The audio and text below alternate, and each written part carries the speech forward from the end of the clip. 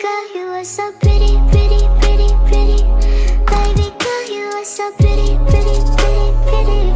Females made you just to trick me, trick me, trick me, trick me. Hi, if you are seeing this, it means my book, Everything Was Here But You, is out now. This book touches on love, loss, grief, and the weird feeling that something is missing when you're building your beautiful, big, accomplished dream life. Check it out now. I'm sure you will find something in this book that you can relate to, and I hope it feels like a huge hug. You can get it now on Amazon and barnesandnoble.com. Mwah! Hey everyone, today I'm very honored to welcome Johnny to the podcast. Hey Johnny, how are you today? I'm doing good, thank you. Excited to be here. I'm so honored you're in your home gym. That's so cool that you have a home gym. Like I'm about to pull up. You're in Canada though, right? Yeah, correct. I moved It's gonna to be a trip. I am from Canada, but correct, yeah. It's gonna be a trip. I'm gonna come use your home gym, but just give me like a few days to get there. Yeah, cool. And where are you from, sorry? I'm in Florida. Okay, Florida. Yes, you did mention that. Sorry, yes. Isn't that crazy how that works? You can literally connect with people all over the world. That's what I love about social media. Oh, you're spot on. It's we all have different stories and it's all the same no matter where you're from. So Truly. I'm excited to be part of your platform. I'm excited to have you. So, speaking of stories, do you want to introduce yourself and share a little bit about your story before we dive into some questions? Yeah, for sure. So my name is Johnny Paspalowski. I have multiple sclerosis. I never heard of multiple sclerosis aside from what you see in movies. And I was, long story short, I was working in the US, had the opportunity, I was going back and forth for about a decade, every other week, back and forth, managing sales for an organization across the US. COVID came, extremely stressed out. I was very critical to the supply chain for a lot of materials for hospitals and to keep governments going. And one day I came home back to Toronto, took my kids to the zoo. Next thing you know, I ended up in a hospital. Um, couldn't talk properly. I lost all my fine motor skills. Couldn't write. It was pretty much my worst nightmare. And I had to learn how to walk, talk again. They didn't know what it was. They had me in a stroke ward for several weeks. And then one day, um, they told me that I may have multiple sclerosis. And then they left me. And I stood there in my room for 2 weeks with not knowing what it is, went down the dark web and thought my life was over. I remember calling my boss at the time saying, I don't think I can ever work again. Everyone was confused.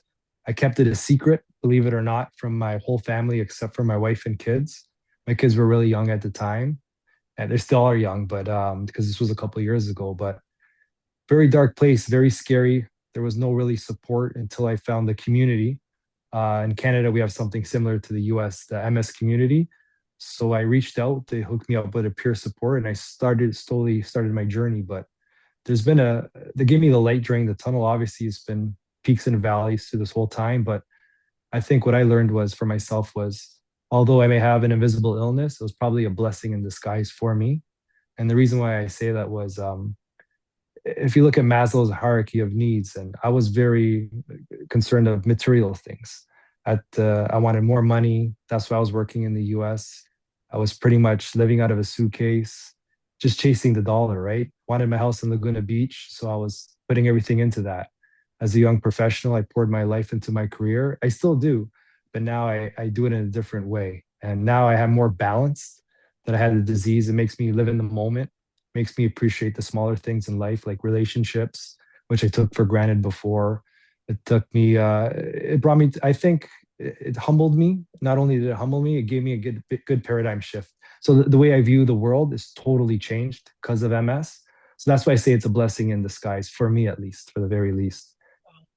Wow, that's really a story, but you know what? Like, I think it's so true because getting a chronic illness really makes you appreciate life differently. Like, things that we often could do so freely now maybe are a little bit more challenging. So just the ability of for us to do them, it's like, wow, like that's amazing. Like life truly is so beautiful and every day is really a blessing. And I think chronic illness has a way of humbling you almost, like of realizing like, wow, life is literally about being with people that love you and support you and show up for you and spreading goodness into the world instead of like, yeah, money's important and money's great, but at the end of the day, we're all gonna die one day. And I want to die knowing I was a loving, beautiful person and I impacted people and made people happy. Not that I was the richest person on the earth. I love it. Thank You got you. the right mentality. I'm trying, you know what I mean? You got to start young, right? Like I'm only 19, so I'm like, let me just start young with my mentality. And if people want to be nasty, I'm just going to give them some kindness and maybe it will, change their perspective a little bit. I don't know. I like to be a little ray of sunshine. That's how I kind of use my chronic illness like to my advantage. I just think it's made me more empathetic. Awesome. So so I want to ask you, like, you just mentioned relationships. Did you have an experience where it was hard to kind of open up and say, I have MS to people within your life? I know you said you kind of kept it a secret for a little while. Yeah, it was for me, it was my immediate family. I didn't want them to stress out. So I don't know why I kept it as a secret for, I think it was for until I got out of the hospital. That's when I told people. I told my family in California first, and then I told my immediate family right after. But it was for me, it was I just didn't want them to worry until I knew what I had. Right. Because without having the proper support system, you need a support system with a chronic illness, no matter what it is. Because I think the mental, your head game is has to be in the right place. Depression is very common amongst a lot of chronic illnesses and something we take for granted. But I didn't want to have anyone worry until I knew what I was worried about. So was it smart? I don't think so at the time because I was in a dark place for about 8 months while I was recovering. And what got me out of the dark place, believe it or not, is this tennis ball. He's good. And this got me out of the dark place and it's something I'll never forget. But and I'll tell you later on when you ask me the question, I guess. But It was my that's the next question. So share. re- Oh, we want to know. so I was pretty much a troublemaker in the stroke ward. So Wow. the stroke ward, it was, and the reason why was I had speech therapy, physiotherapy, and occupational therapy. So and what you had was about half an hour per day with these people during weekdays. So with these specialists, and I realized I wasn't getting anywhere at this rate of time. It's going to take me years to learn how to walk again, years to learn how to talk again, years to learn how to write again. So I took it upon myself. So there was actually a weight room in each ward. So a ward is, I don't know if you know what a ward is, but in a hospital, it's so in the hospital, the stroke ward, all the people in the stroke are in a separate area in the hospital, and vice versa for each division of the hospital. So there was a fitness room there, and I saw a ball there one day. So what I did was, because you only had access during pretty much 8 to 5 when the specialists work. So I jimmied, I put something in there to keep the door open, and I started working there until they caught me, and then they locked it because apparently because someone can get hurt without supervision. So then one day I jimmied it, I stole this ball, and I shouldn't say stole, I borrowed this ball, which one day I'll give back.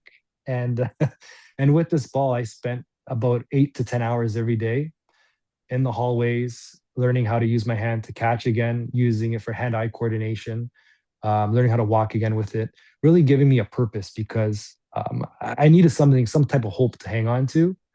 And I found the hope in the smallest thing. And it was kind of like a gift to me to able to find that hope. Because I know so many people out there are looking for that hope, trying to search it, when hope can be anything for anyone, right? So for me, it was this ball, and I still to this day train with it daily. I do post some videos on how I train with it, but it's given me my second win to say the least. Your magic ball. I love that. Did they let you keep the ball or no? Like that's not the I, one. you know, this is not the one. I was kidding, but I ended up giving it back because there was someone else in the stroke ward. He ended up passing away, but I did give him my the ball because he was struggling as well.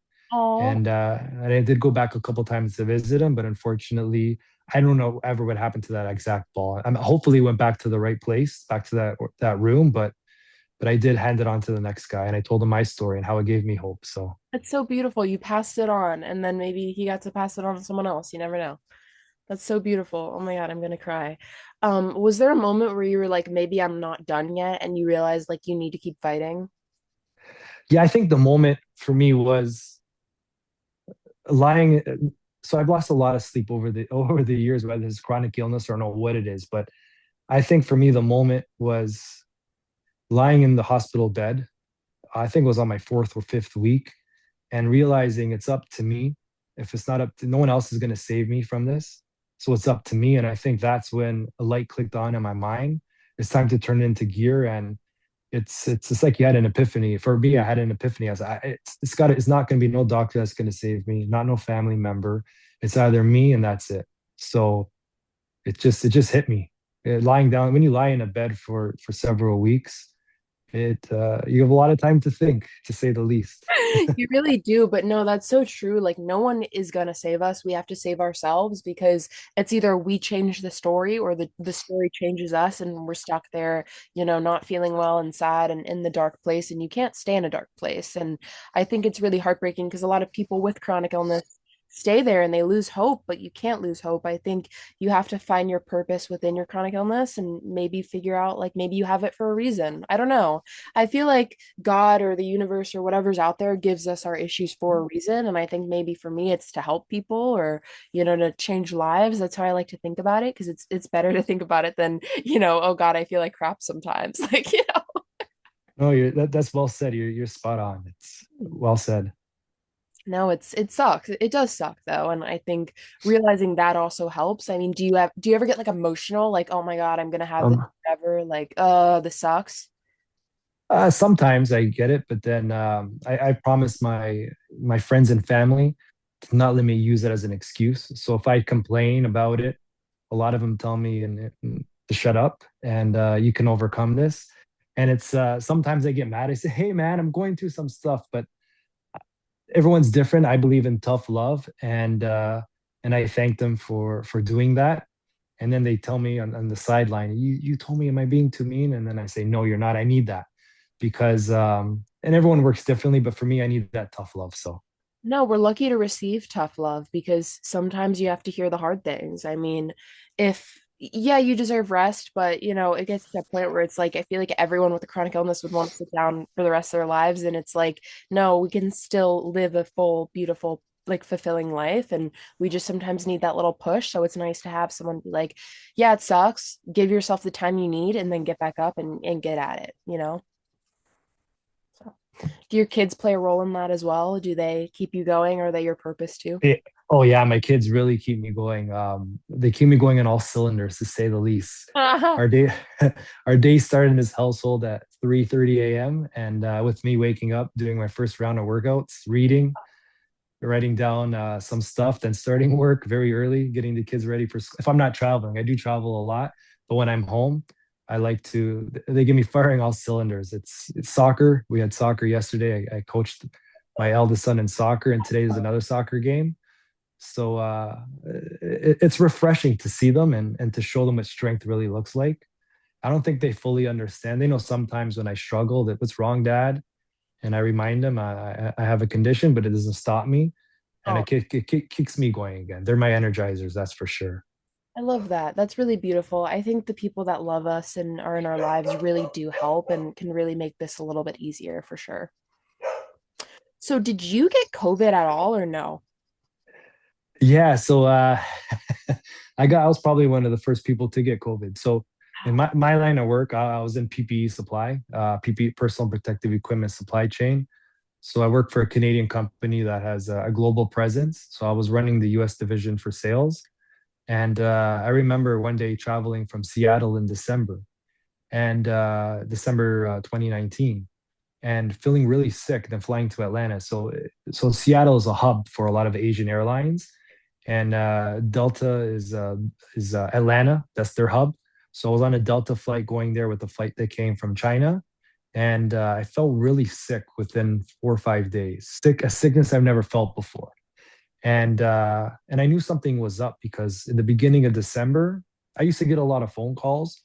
But put it this way, beginning of December, I used to get about 1,000 phone calls a day, Oh my God. whether it was the certain departments of California that I was supporting with the government, or if it was hospitals in Boston, or if it was so. I had COVID. No one knew what it was at the time. I don't know what was going on, but I knew something was wrong with me, and I knew something was happening when you start getting when you average 30, 40 phone calls a day. Now you're getting phone calls from the Middle East, from Asia. You don't recognize these numbers. And but I was really sick. And then when I told them my situation and where I've been and everything, on which airline I came from, I remember that hospital. Uh, they pretty much took care of me, and then they told me you need more medical help. That I need to quarantine, Wow. and that was the first time. But I've had COVID probably many times. I haven't 3 or 4 times at least, but I had to get all those vaccines, the 4 vaccines, in order to bounce back and forth from the countries.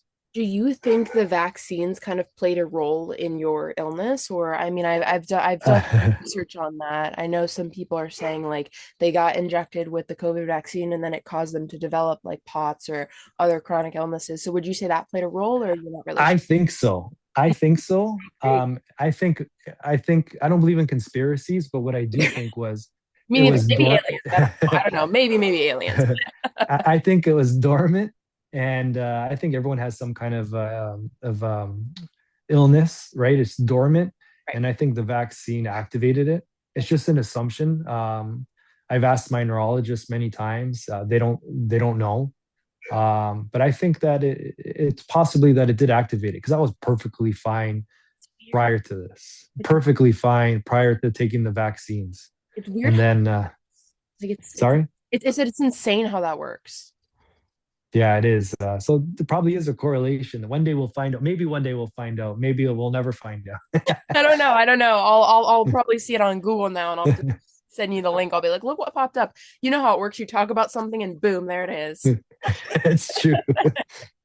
But no, it's crazy. Every time I got vaccinated for the COVID vaccine, I got really sick, and then I'm like, I don't know.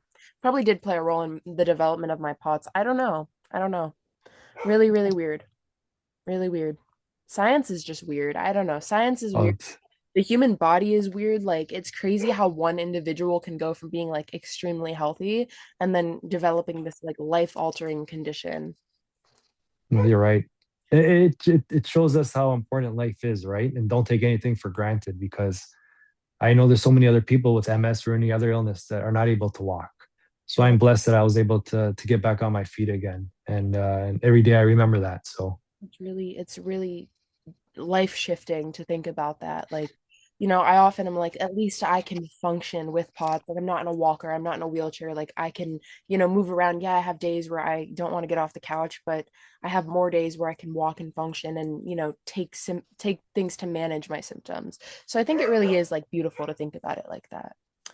So, how has parenting changed through your illness? Like, was there a difference that you've noticed, before you developed your MS to now when you have it through your parenting style?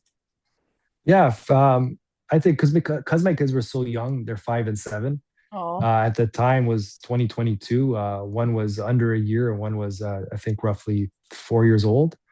That and I wasn't really there often. Obviously, during when my wife was on maternity leave in Canada, the spouses get about a year and a half maternity leave. I know how the U.S. is drastically different, so she did come everywhere we went, from Airbnbs, anywhere we went in the U.S. She was there, and then I started missing them in that one year when they weren't coming with me, and but I missed them, but I never really showed that I missed them. So now when I go on business trips, which is like I said, very often, I am with them all the time. I don't go out on weekends. My weekends are with my kids. We go fishing every single day in the summertime. aw, Every single weekend's fishing. If it's on a boat or if it's through the creeks, we don't miss a weekend together. So I make sure I come back on every single Friday so I can spend time with the kids. So it did change it. It gave me more presence with my family.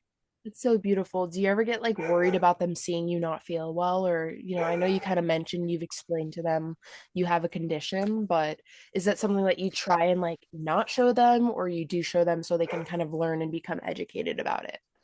Right now, I show them, but I explain what's going on. Like, I'll be okay. I just need some time. I'm not feeling well. I don't think they fully connect the dots that when I say I don't feel well, I think they think it's a cold or a fever. I don't think they realize it's a chronic illness. But I do try to explain it so they understand what's going on, and I let them know because they get as kids they get a little scared, right? So I Hey. do let them know I'll be fine. I just need my time, but I explain the fatigue and some of those moments for sure. That's really cool because I feel like it's cool for them to learn about it now. And then when they go through school and have to do the whole section of school where you learn about chronic diseases, they can be like, hey, my dad has this one. Like, that's kind of cool. I don't know. But it's really cool to like let a kid experience that young because I mean, I grew up with my mom having type 1 diabetes, and I feel like that really Yeah. shaped how I see the world and how I treat people. I always, you never know what someone's going through, and you really need to be kind to Mhm.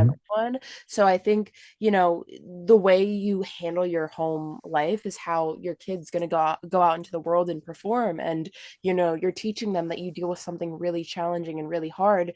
And that's the reality for a lot of people out there. So, it's just setting them up for a really great example for when they're, an adult or my age and can go apply it into real life and just be kind to everyone. So you're a great dad if you needed that reminder. Your kids are Thank you. they're lucky. I'm excited. I can't wait to follow along on the journey and like see them grow up. Like they're babies. What the heck? That's wow. Yeah. Oh But my they talk back. They talk back. So they really talk back. It's amazing how fast we all grow up, right? I God. remember I talked to my friends a lot about the 90s, how the 90s were so cool. And then I talked to probably you and your friends talk about how the 2000s were so cool, right? Yeah. It's crazy.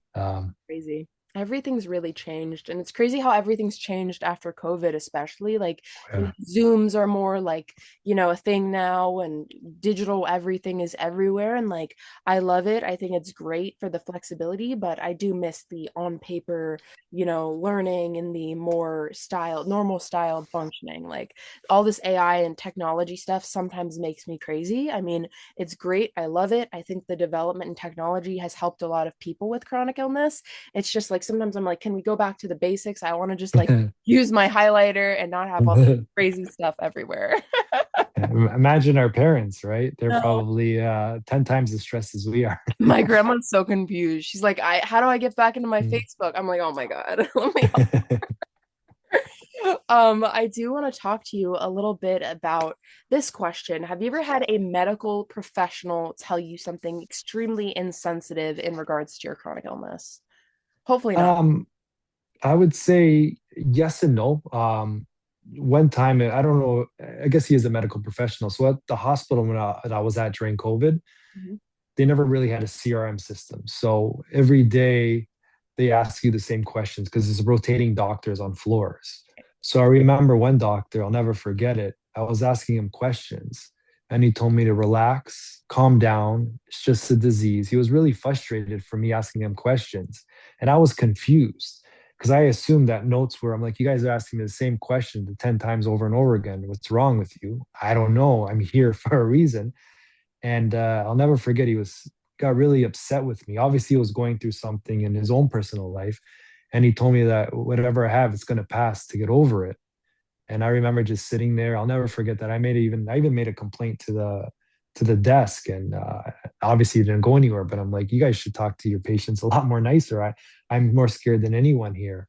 But it was I thought it was a very insensitive moment, and but then I took a step back and I understood that just because he's a doctor, he just went to school longer than some other people, and he's a person too. So maybe he was going through something, and I must have triggered something. So I like to give someone the benefit of the doubt. But at that moment, I felt it to be really insensitive, unfortunately. That is really insensitive, and it's really heartbreaking because, again, like you mentioned in the start of our episode, like mental health really ties into chronic illness. And if you speak to someone like that and maybe they're suicidal, that could be the last straw that they have. And then they take their life. And then that's like really heartbreaking. So it's like you really just got to be kind, Yeah. especially in that field, because someone's dealing with something already challenging and really hard. Don't make it harder for them.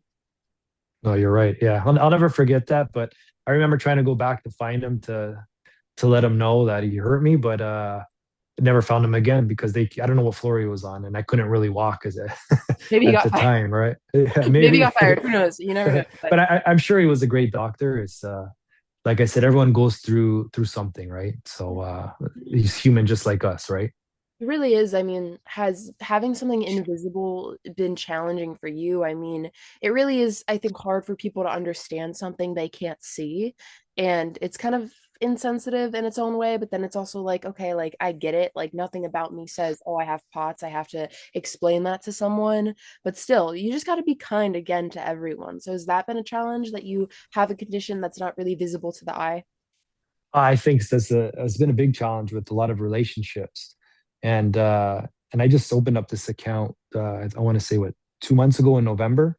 So I try to stay off all social media platforms, and I opened up an Instagram account because of some volunteer work I did on peer support, and I realized that telling people my systems and how I was able to get out of there and move forward with a career, a family. Um, Going back to what I was saying was, so I lost a lot of my contact with a lot of my friends, calling me for if it's birthdays, not be able to show up because of fatigue, not feeling well, trying to explain it to them and them saying, yeah, yeah, yeah. And you can tell they're frustrated because they don't see it. They see me as someone normal. I saw you the other day walking and now you're telling me you can't come out. And then you try to explain to them that was the other day. Today's a new day. And that was difficult. But a lot of my friends have come around full circle and they started to realize that maybe he does have an invisible illness, right? But I do find the challenges that being invisible, that people don't, they think we look fine, right? And one day we are fine, the next day we are not, Exactly. whether if it's mentally or physically, right? But yeah, it's been my biggest challenge, and I'm blessed in the work environment that our upper management or senior and ownership understands, and they support me 110%. And I think that's key for anyone finding a career.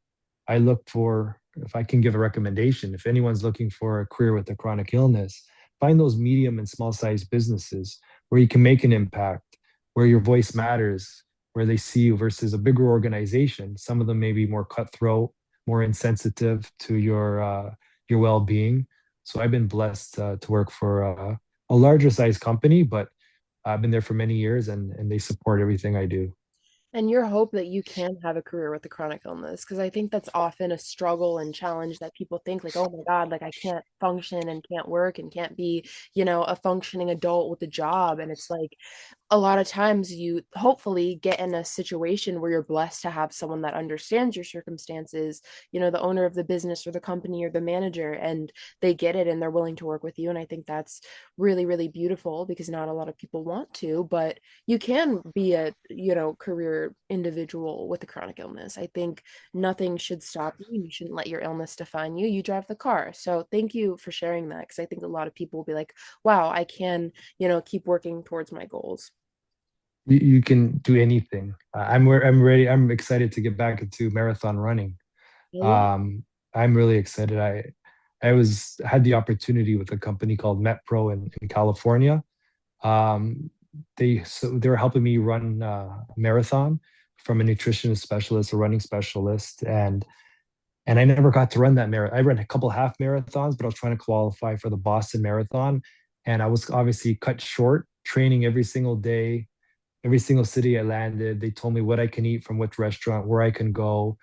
Having that contact and getting to where I was on that stage, now resetting where I can I can run to the mailbox. That's about it. But one day I will run a marathon, and I want to have it at a decent time. So I will overcome that. So anything's possible.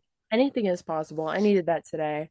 So, back to the relationship thing. Maybe there's someone struggling with a chronic illness and they don't feel like someone will accept them. Maybe it's a partner, maybe it's a friend.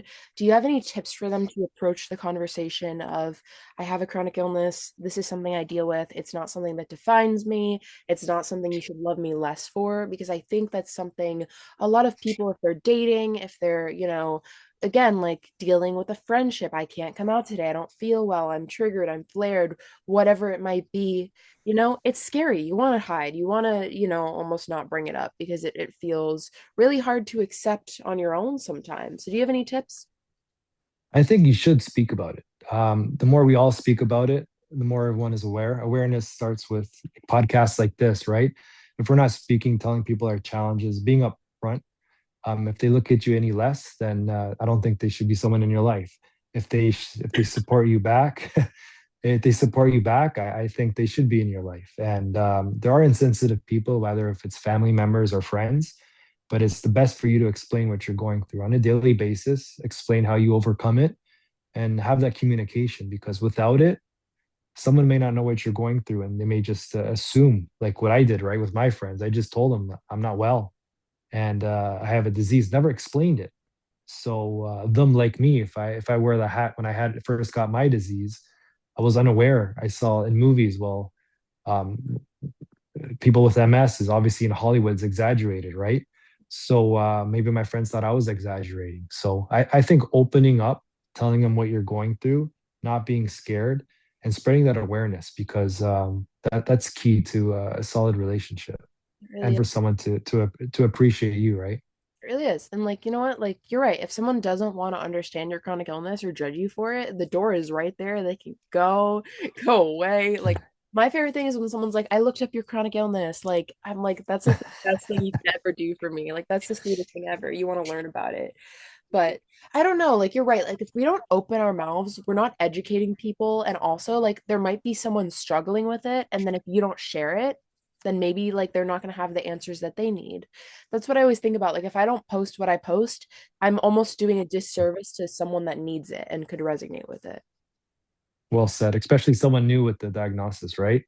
They need it more than ever. Um, I really do. It's really hard. It is hard to like navigate and to find people that understand. And I'm really glad I found you through the Chronic Love Club because, again, like yeah. it's people like you when I have really hard days. I'm like, you know what?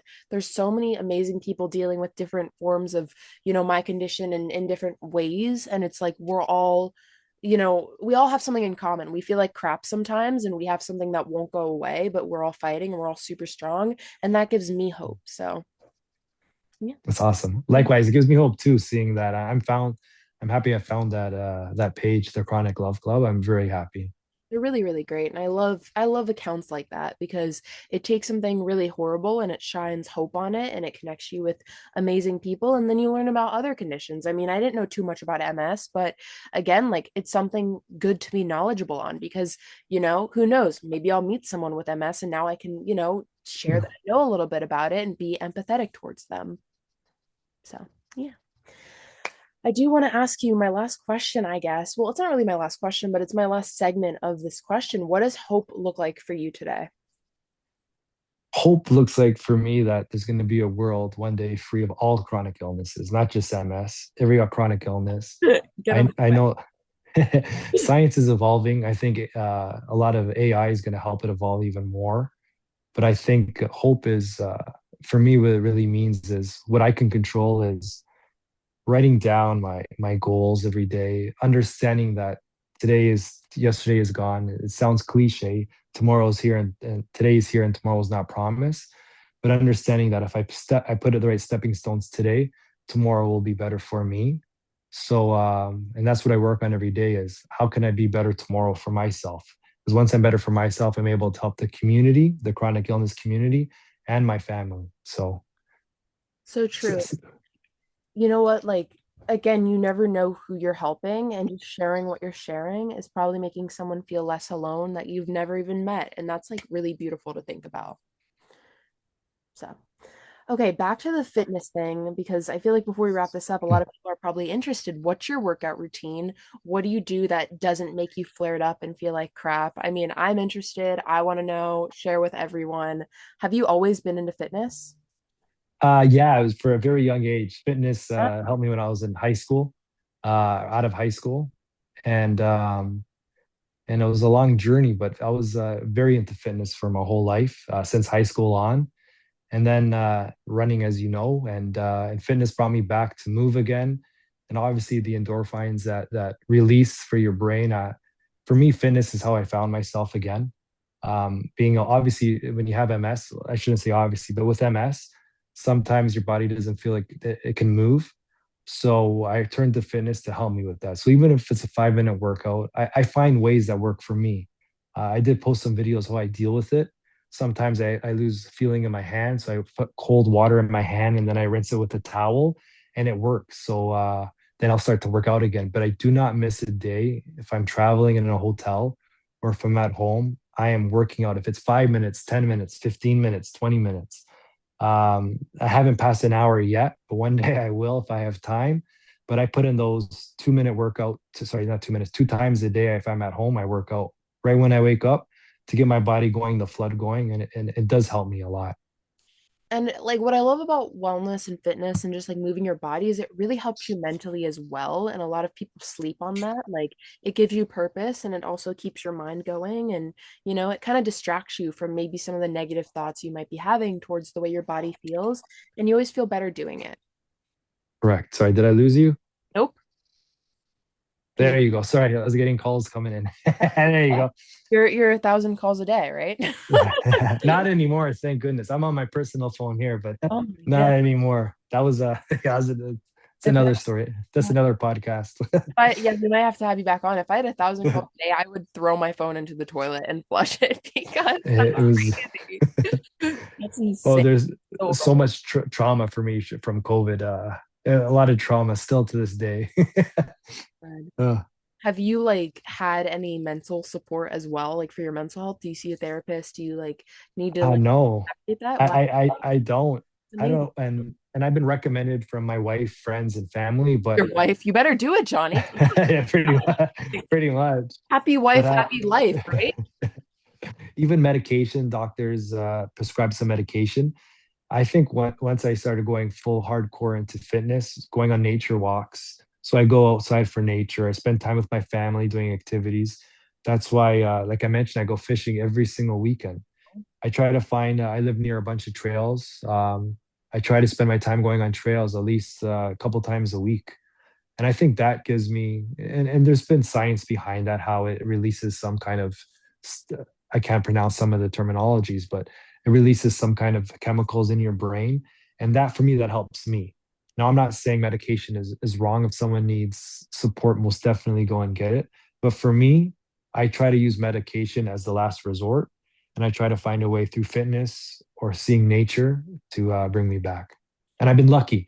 So not everyone is lucky, but for me, those nature walks, those workouts really help me. It's so true. Like it really does like release serotonin and like boost your There serotonin you go. levels, boost your norepinephrine levels. Like there's so many. I love the human brain. Like but it's really, really cool. Again, like going back to it, like treating your physical health also treats your mental health, and treating your mental health also Mhm. treats your physical health. And I think both go hand in hand, and it's important to make sure you're navigating them both properly. So Well said. I need to go on a nature walk more often. I'll walk my dogs, but I feel like the thing about me is I'll always like listen to music or podcasts or whatever. I need to just like have a silent one. I feel like that'd be really healing and like grounding. Try it, please, especially find a long trail you've never been on before, explore it, get lost. I try to get lost all the time. I try to get lost and find my way and just yeah, try not to listen to any music because you're not really in touch with nature, right? Oh, no, that's so true. Like you're pretty much distracting yourself from what's around you. And I feel like we all do that enough on our computers and phones, and it will probably make me feel better too.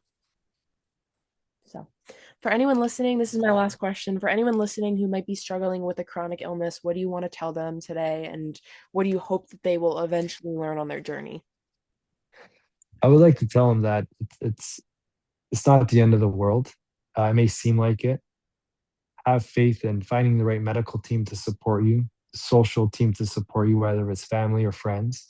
Everyone's circumstance is different, but always know that you can still once you get better, you can still have a life. It's not over. And just to be positive, find a way to get your mental health and your physical health. Take care of yourself first, and tomorrow will take the right care of itself. I love that. I always say, like, if today was a bad day, you'll have a better one tomorrow. And if not, we'll say it again until we have a good day? So thank you so much, So, Johnny. Where can we find you if we want to follow you on Instagram or keep up with your journey?